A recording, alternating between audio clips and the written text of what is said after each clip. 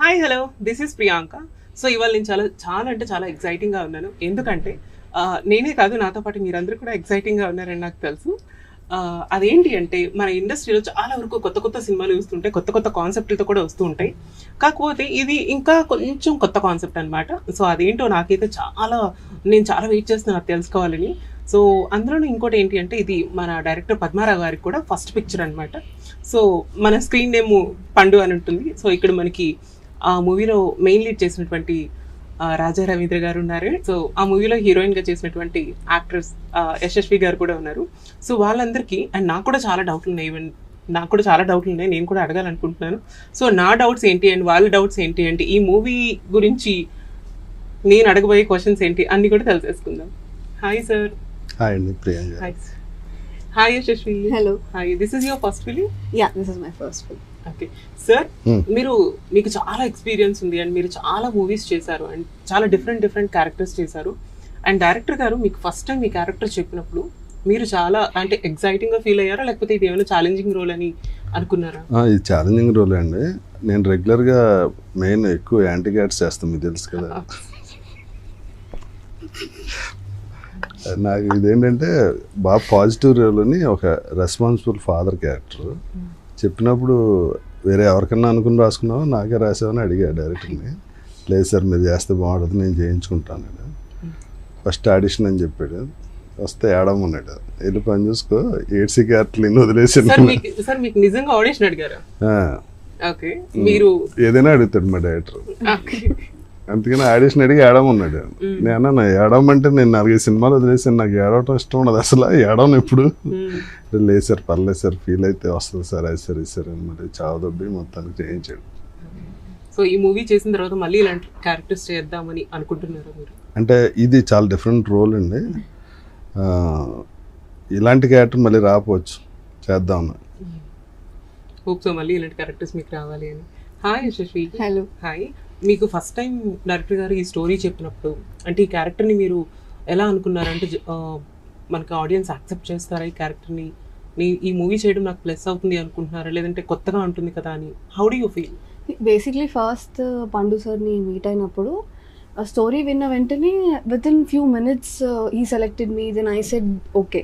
Usually story వింటే I sleep over it, కొంచెం ఆలోచించి ఓకే చేస్తాను. బట్ ఐ ఫెల్ట్ ఒక పాజిటివ్ వైబ్ ఈ సినిమాలో. వెంటనే ఓకే చెప్పేశాను. బట్ లేటర్ ఆ క్యారెక్టర్ గురించి చేశాక కాన్సిక్వెన్సెస్ గురించి కొంచెం ఆలోచించాను. I know how it is, accept చేస్తారా లేదా. ఒక ట్రాన్స్ ఉమెన్ క్యారెక్టర్స్. అంటే మీకు డైరెక్టర్ గారు ఇది ట్రాన్స్ ఉమెన్ క్యారెక్టర్ మీరు ఖచ్చితంగా ఇది చేయాలి అనేటప్పుడు మీకు ఏమైనా అనిపించిందా అంటే లైక్ అమ్మో ఇది నేను ఒక అమ్మాయిని ఒక ట్రాన్స్ ఉమెన్ క్యారెక్టర్స్ చేస్తే ఎలా ఉంటుంది అండ్ ఇప్పుడు వరకు నేను ఎప్పుడు చేయలేదు అని మీకు కూడా ఇన్సెక్యూర్ అనేది? యా, డెఫినెట్లీ ఆ థాట్స్ చాలా వచ్చాయి. నేను కొంతమందిని అడిగాను, can I do it, because ఇది నా first step of my career. దీనివల్ల ఏమైనా నా ఫ్యూచర్ కానీ నా కెరియర్ కానీ ఏమైనా ఎఫెక్ట్ అవుతుందా, how will people take it? Definitely it is acting because it is just a character. Any artist will like to be versatile, different characters చేయాలనుకుంటారు. అలా కూడా పాజిటివ్ కూడా చాలా ఆలోచించాను, నెగటివ్గా చాలా తక్కువ అనుకున్నాను. బికాజ్ పీపుల్ మీరు ఏం చేసినా ఏదో ఒకటి అంటూనే ఉంటారు. ఎలాంటి క్యారెక్టర్ చేసినా they will be some. So పాజిటివ్గా చాలా థాట్స్ వచ్చి ఐ సెడ్ ఓకే. అంతే. ఫస్ట్ మిమ్మల్ని పెట్టమన్నాను నేను, అంటే నా కూతురుగా అంటే చేస్తారు లేదా అని. ఖచ్చితంగా చేసేదాన్ని సార్, నిజం. సినిమా కాబట్టి సార్. అదే సినిమా కాబట్టి ఖచ్చితంగా చేసేదాన్ని. వాళ్ళందరూ ఫీల్ అయ్యారు మీ డాక్టర్గా చేయరేమోనండి అని. సార్ మీరు ఇప్పటి వరకు చేసిన క్యారెక్టర్స్ అన్ని డిఫరెంట్ గా ఉంటాయి కదా, అండ్ ఈ క్యారెక్టర్స్ కి ఆ క్యారెక్టర్స్ కి ఏమైనా డిఫరెన్స్ ఉందా? చాలా ఉంది. ఎలా ఉండబోతుంది సార్? అంటే నాకు విలన్ క్యారెక్టర్ అంటే నేను ఫస్ట్ నుంచి ఎక్కువ యాంటీ క్యారెక్టర్స్ చేస్తున్నాను. నాకు చాలా సింపుల్ అది. ఏం చేయకపోయినా క్యారెక్టర్ లోనే ఒక దుర్మార్గం ఉంటది కాబట్టి మొహం చూడగానే మీరు చూసే చూపులో కూడా అంటే ఈ సినిమా చూడండి ఆ చూపులే ఉండవు. అది విలన్ అయితే అలా చూస్తాం కానీ ఫాదర్ క్యారెక్టర్ కూడా అలా చూడటం బాగోదు కదా.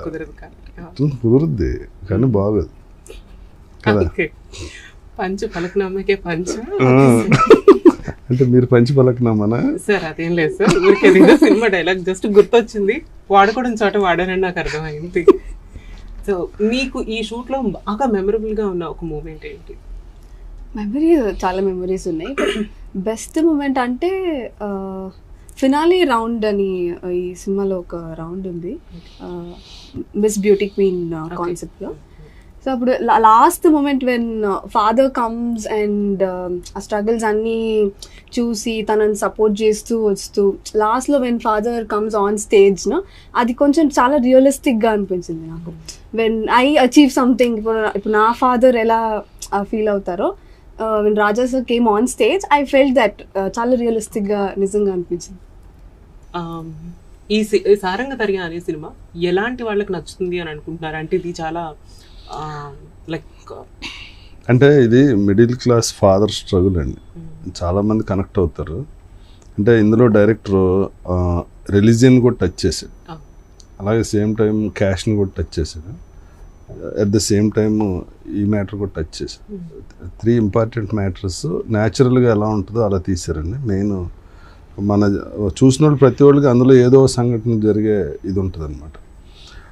తిను మారాక తిన్ని ఒక అబ్బాయి లవ్ చేయటం, తను స్ట్రగుల్ అవటం, కాదని చెప్పుకోలేక అవునని చెప్పలేక తెలిస్తే ఏమవుతుంది ఇవన్నీ, ప్లస్ ఒక ఊర్లో ఉండగా తనని అలా మారినప్పుడు ఆ ఊర్లో మిగిలిన వాళ్ళు అన్ని మాటలు కానీ ఆ స్ట్రగుల్, చాలా స్ట్రగుల్ ఉంటుంది. ఫాదర్గా స్ట్రగుల్ ఉంటుంది, అట్ ద సేమ్ టైం డాటర్గా స్ట్రగుల్ ఉంటుంది.